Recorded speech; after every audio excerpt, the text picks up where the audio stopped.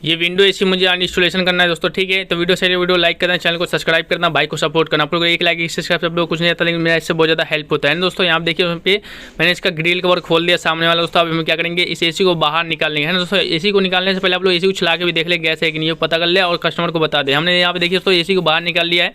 अब इसका जो कैबिनेट होता है, कवर होता है, वो दोस्तों हम खोल लेंगे, ठीक है दोस्तों। यहाँ पे देखिए पीछे से हम इसका कवर निकाल लेंगे, यहाँ से देखिए, यहाँ से लड़का पीछे से कवर निकाल लिया है दोस्तों। यहाँ पे देखिए हमने नीचे कवर इसको एसी को रख दिया हूँ। अब एसी को हम कवर में फिट कर देंगे, है ना दोस्तों। चलिए फिट कर देते हैं दोस्तों। यहाँ पे देखिए एसी को मैंने कवर में फिट कर दिया। अब कस्टमर इसको ढक भी दिया है, ठीक है दोस्तों।